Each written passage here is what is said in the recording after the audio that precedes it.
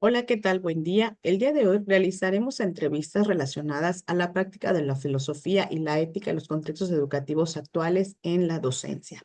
Mi nombre es Angélica Guadalupe Herrera Palma, soy licenciada en educación secundaria. Actualmente trabajo en la Escuela Cefipsa de Bellas Artes en la Academia de Ciencias Sociales en el sector secundaria en Mérida, Yucatán. Soy estudiante de la maestría en pedagogía del segundo cuatrimestre. En este video abordaremos cuestionamientos en que los entrevistados relacionarán definiciones con su labor.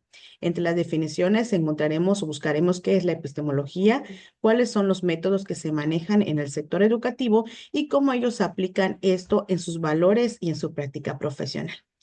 Sin más, entonces, nos vamos a las entrevistas.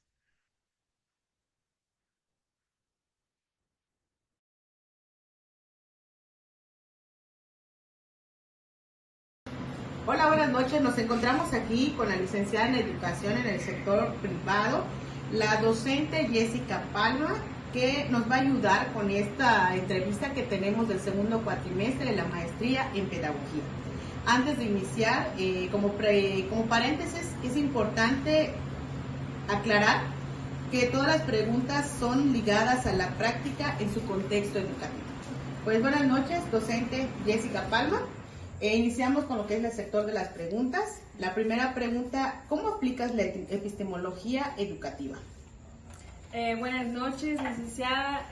Yo la aplico básicamente, por ejemplo, antes de iniciar una clase, investigando los tipos de alumnos que se encuentran en la clase que voy a estar dando, de los temas a abordar en los cursos, cómo se va a dividir, de qué tareas voy a aplicar y básicamente los aprendizajes que cada alumno va a obtener en esos niveles. Muchísimas gracias. Esto, a diferencia, ¿cómo lo aplica en la ontología educativa? La ontología educativa la aplico analizando los casos de estudio que los estudiantes van a tener en todos los cursos. Básicamente creo que se refiere más a los trabajos de campo. Muchas gracias. También hay algunos términos que me gustaría ayude con su definición en su ámbito. Ejemplo, acerca de la epistemología científica, la metacientífica y la paracientífica. Ok, básicamente estos creo que vienen más relacionados a la parte empírica del aprendizaje, o sea, por ejemplo, los casos de estudio, los análisis, todas las prácticas, por ejemplo, de laboratorio, según sean las asignaturas que yo como docente esté enseñando a los alumnos. Muchísimas gracias. Son importantes saber estas definiciones para la filosofía educativa y por esto las vinculamos a través de nuestra práctica educativa. Ahora bien, pasando a los métodos, ¿cómo aplica usted el método socrático? Ok, el método socrático lo aplico básicamente, por ejemplo, haciendo que los alumnos dialoguen entre ellos, que tengan esa lluvia de ideas entre todos para que puedan hacer un análisis más exhaustivo del curso que se está dando. Perfecto. ¿Y el método cartesiano? Busco que los alumnos tengan un análisis a través de la investigación, experimentos sociales, trabajos en que ellos mismos vayan experimentando relacionado pues a la realidad de las cosas, ¿no? Básicamente que ellos estén conscientes que sí es cierto, una parte es la teoría, pero también otra parte es la parte empírica. Perfecto. ¿Y qué me puede decir del fenomenológico? En cuanto al fenomenológico, busco que ellos, con el material que yo les brindo, por ejemplo, a través de materiales didácticos como libros, videos, materiales de estudio, puedan ellos comprender y analizar profundamente el tema en cuestión. Para terminar con este bloque, ¿cómo aplica el método dialéctico y el hermenéutico? Bueno, en estos, por ejemplo, yo hago que los alumnos convivan entre ellos, por ejemplo, en equipos o en parejas, que puedan ejercer un diálogo entre ellos respecto al tema, por ejemplo, que se está observando en clase, y por supuesto que puedan profundizar en los temas y tener una comprensión más allá de la comprensión lectora. Muchísimas gracias. En la práctica docente a veces no somos conscientes de los métodos que llevamos, pero gracias a estas definiciones podemos vincular con la ética y nuestras formas de actuar. Ahora bien, ¿cómo desarrolla en su contexto educativo la ética, la moral, los valores desde los ámbitos personales, sociales y profesionales? Ok, bueno, pues mira, básicamente con todas las actividades que ya he mencionado, por ejemplo, en los trabajos en equipo, siempre busco que entre ellos exista un diálogo oportuno, que sea respetuoso entre ellos, porque pues obviamente todos van a tener diferentes opiniones, diferentes ideas, diferentes temas de investigación que buscaron. Y pues sí, o sea, necesitan ellos entender que cada persona tiene un punto de vista diferente, pero siempre acercándose a la fundamentación de lo que ellos están investigando, ¿no? Básicamente sería eso. Muchísimas gracias, docente Jessica Palma, por habernos permitido realizar esta pequeña entrevista, sobre todo para la materia en filosofía de la educación. Nos vamos a la siguiente entrevista.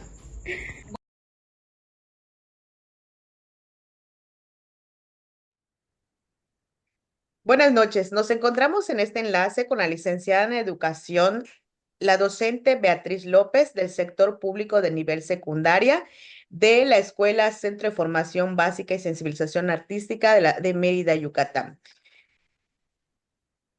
Antes de iniciar, como paréntesis, es importante señalar o aclarar que todas las preguntas están ligadas a la práctica en su contexto educativo. Buenas noches, licenciada Beatriz López. Agradecemos su participación en este espacio para lo que es la materia de filosofía en la educación. Hola, buenas noches, maestra Angélica. Es un gusto poder colaborar. Muchísimas gracias. Empezamos entonces con el primer bloque que nos dice la primera pregunta. ¿Cómo aplica usted la epistemología educativa? Ok, bueno, primero me gusta pensar en el desglose de las palabras, ¿no? Y cuando pensamos en epistemología, pues nos damos a entender que es una rama de la filosofía que se encarga de darnos como que en esa parte del conocimiento, ¿no? De lo que le podemos otorgar al alumno, ¿no? Esa es la palabra, o sea, en este caso es al alumno porque es educativo, ¿no? Porque a fin de cuentas la palabra epistemología pues puede ser incluso para uno mismo, puede ser para nuestros pares o puede ser para otras personas. Es como que potencializar el conocimiento, ¿no? ¿Cómo lo voy aplicando, no? ¿Cómo lo aplico? Pues número uno, tengo que conocer a mis alumnos, ¿no? Para saber cuáles son sus intereses y poder darles un conocimiento que se relacione, ¿no? Hacer un conocimiento integral. Para eso me sirve aplicar la epistemología educativa. Muchísimas gracias, maestra Betty. Esto a diferencia, ¿cómo lo aplica usted en la ontología educativa? Bueno, la ontología es una rama que viene de la antropología. Entonces, de la antropología y de la historia, va más allá en ese campo social. Entonces, eso nos va a llevar a dos cosas, ¿no? Al contexto cultural, que sería como que de la antropología, y yo creo que al contexto histórico, que pues tiene que ser propio de la materia de historia. Pienso en el contexto, en conocer cuáles son esos bagajes que tienen nuestros alumnos, ¿no? Sus conocimientos previos. Cuando nosotros vamos a iniciar en un tema, en este caso yo doy español, entonces me gusta siempre hacer ese paréntesis de recolectar la información que ellos ya tienen para poder ampliarla. Y esa información la tienen ya sea porque la han vivido, la han estudiado, la han escuchado porque pertenecen, pues bueno, a un contexto cultural. Por eso es muy importante ligar la epistemología con la ontología. ¿no? O sea, tiene esas dos. La epistemología va a potencializar el conocimiento, pero para eso tengo que conocer el contexto de mis alumnos y de ahí viene lo de la ontología educativa.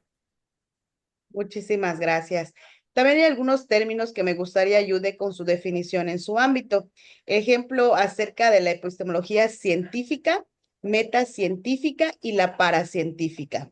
Ok, yo creo que en esos tres términos siempre debe de predominar la palabra investigar, ¿no? Ya habíamos dicho que como la epistemología va a potencializar el conocimiento, si lo voy a hacer a través de la ciencia, ¿no? Y si nos vamos fijando, tenemos meta científica, paracientífica y primero pues, iría la científica, ¿no?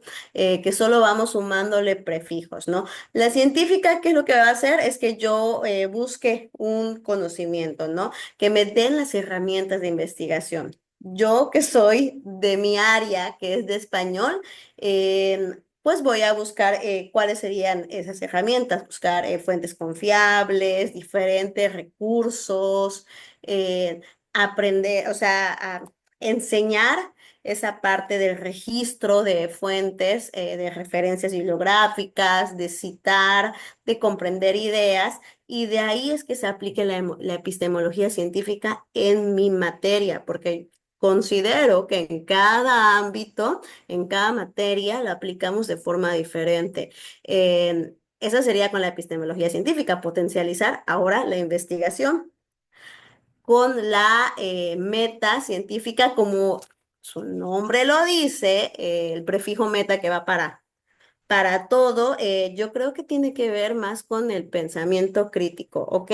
Ya tienes la información, ahora hay que discriminar aquella que no te sirva. Utilizar, no sé, el resumen, el subrayado, la paráfrasis, todas esas herramientas que nosotros vamos aplicando cuando investigamos.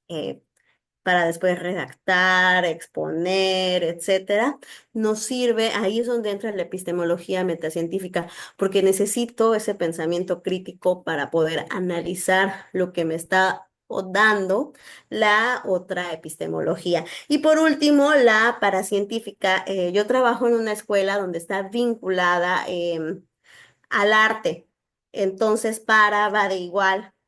em, Tengo la labor de buscar conocimiento artístico referente a mis contenidos académicos.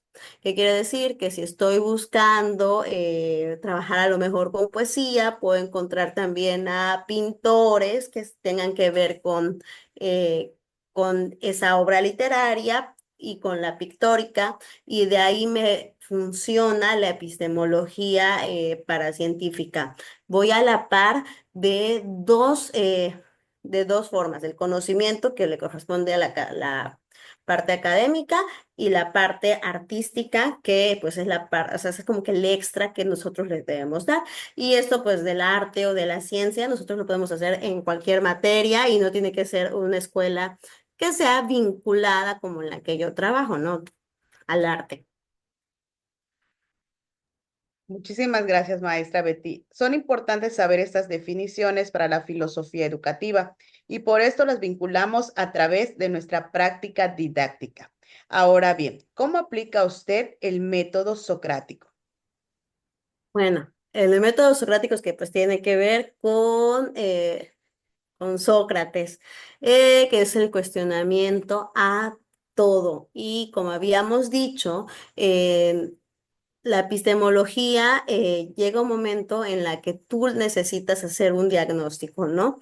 En mi epistemología educativa, ¿no? Entonces la voy a ligar con este método socrático, en hacer un diagnóstico, en conocer lo que ellos saben, cuáles son las dudas, porque es uno de los métodos, hacer dudar la información. Me va a ayudar también a potencializar el pensamiento crítico. ¿Cómo lo aplico? Normalmente hago cuestionamientos, hago preguntas o hago una lectura que a ellos les genere como que una experiencia propia para que ellos puedan demostrar lo que conocen, ¿no? Y obviamente con temas que estén relacionados al contexto, ¿no? O a problemáticas que también pues tengamos en nuestra comunidad, ¿no? A lo mejor la posible falta de agua en el futuro o situaciones artísticas que haya que tener, discriminación, bullying y todas esas que pues siempre como que las tenemos vigentes, ¿no? Ese sería como que del método socrático, que tenga que ver con el cuestionamiento, me ayuda con el diagnóstico y siempre estarme interrogando todo, ¿no? Siempre volver, ok, ¿qué es por qué lo estoy viendo y por qué y para qué me va a servir? Siempre mostrar como que esa parte de la duda hasta para llegar al proceso final. Perfecto, perfecto, maestra. ¿Y el método cartesiano? Ese tiene que ver con el análisis de René Descartes. Tiene que ver con deducir. Yo creo que acá son dos palabras, analizar y deducir. Para hacerlo necesitas un proceso y ahí es donde entra nuestro trabajo, ¿no? Que si trabajamos a lo mejor en algún proyecto, entonces en los proyectos tengo que mostrar como que cierta duda que me va a ayudar a atrapar al alumno. Ahí es donde podríamos meter el método cartesiano. Necesito analizar cuáles son los recursos que podría utilizar. Necesito analizar cuáles son, o sea, cuáles son las metas que me podría llegar y qué podría servir. También ya que a ti cuando tienes un producto, pues también es importante analizarlo, ¿no? ¿Es factible o no es factible? ¿Me sirve, no me sirve? Y de ahí también, ¿no? Entonces va jugando mucho con el análisis y la deducción del alumno. Perfecto. ¿Y qué me puede decir del método fenomenológico? Bueno, el método fenomenológico realmente o sea, tiene que ver mucho con la investigación y con los datos duros y experiencias, ¿no? Es importante, yo creo que sí, como que en cualquier materia, conocer fechas, conocer estadísticas, porcentajes, números, todos esos datos duros que nos van a ayudar a tener una experiencia previa para lo que podemos lograr. Sobre todo, bueno, yo digo en mi materia de español que investigamos, comúnmente investigamos en todos los proyectos y los datos duros nos ayudan a hacer como que ese referente, ¿no? De cómo también está ligado con el pensamiento matemático, con el pensamiento lógico y pues también lo voy a ligar con mis experiencias, ¿no? Porque a fin de cuentas todos nosotros también seguimos siendo en datos duros. A través también lo podemos ver, la fenomenología la podemos ver a través de la literatura y también del archivo en historia, eh, porque siempre estamos como que cargados de experiencias, eh, como que en ese bagaje cultural que vamos teniendo, ¿no? Siempre estamos cargados de experiencias. ¿Y dónde podemos encontrar el archivo? Pues bueno, en periódicos, en entrevistas, etcétera. Yo creo que también todo eso lo va a englobar la fenomenología. Muchísimas gracias. Y para terminar con este bloque, ¿cómo aplica el método dialéctico y el hermenéutico? Bueno, el dialéctico que tiene que ver con, como su nombre lo dice, con el diálogo. Siempre es importante conocer en cómo se están sintiendo tus alumnos en cualquier proceso del tema que lleves, ¿no? Entonces, se van haciendo como que ciertos cuestionamientos y también se van dando los parámetros de saber si todos estamos enfocados en la misma parte, ¿no? Yo estoy o sea, todos estamos marchando al mismo tiempo y voy haciendo este tipo de preguntas. De ahí es que que sea muy importante este método, el dialéctico. Y en cambio, el hermenéutico, que realmente solo es la interpretación de textos, y para que nosotros podamos comprender cualquier texto, instrucción, procedimiento, necesitamos de este método. Yo necesito tener una muy buena comprensión lectora, pero o sea, a través, o sea, para resolver un problema de matemática, un problema de química, de física o etc. Y eso se va a lograr a través de la hermenéutica, de siempre estar promoviendo. Yo creo que eso sí es cualquier materia, promover la comprensión lectora, ¿no? Poner textos en el que los alumnos puedan citarse, situarse en la actualidad, ¿no? O incluso históricos, pero que también ellos puedan relacionarlo a su persona, para que puedan también ir conociendo contextos, también se relaciona con la fenomenología, con los datos duros y las experiencias, y pues bueno. De eso da la hermenéutica, es interpretar, porque yo creo que también, como la hermenéutica es una de las ramas de la literatura, y la literatura se presta siempre a la interpretación, de así como que a veces leemos poesía y yo puedo pensar que un poema es de amor, pero en realidad o sea, está hablando de la muerte, pues de ahí va la hermenéutica, de la interpretación, y eso cómo lo podemos ir llevando a todos, a todas las materias, a todos los ámbitos. Muchísimas gracias. En la práctica docente a veces no somos conscientes de los métodos que llevamos, pero gracias a estas definiciones podemos vincular con la ética y nuestras formas de actuar. Ahora bien, para finalizar, ¿cómo desarrolla en su contexto educativo la ética, la moral, perdón, y los valores desde los ámbitos personales, sociales y profesionales? Bueno, si no me equivoco, la ética también es otra rama de la filosofía que tiene que ver con mi conducta humana en la sociedad. Si mi conducta humana no está bien, pues no puedo ser parte de una sociedad que vive en armonía. Necesito derechos, necesito obligaciones, necesito sanciones. Yo creo que eso lo vamos viendo, pues, o desde casa o en los primeros años de la escuela y demás. ¿Cómo lo puedo ir ligando con o sea, en la personal, en la forma social y en la profesional? Pues bueno, de forma personal es a través de mis experiencias, de lo que he vivido, yo puedo decir si algo es justo o es injusto según mi bagaje cultural y mi bagaje histórico. En esto mismo, de lo personal, pues me voy a ir a lo social. Hay una autora que se llama Simone de Beauvoir, que ella era feminista, ¿no? Pero decía que todo lo político es personal, o sea, haciendo referencia que todas tus formas de actuar siempre van a influir en la sociedad. Entonces, si yo como persona, de forma personal, no actúo, pues con las reglas que marca mi comunidad, etcétera, socialmente también me puedo me puede afectar, ¿no? Y a su vez, en mi ámbito profesional, ¿no? ¿Cómo puedo saber a veces qué es justo o es injusto para un alumno, para un maestro, para un compañero?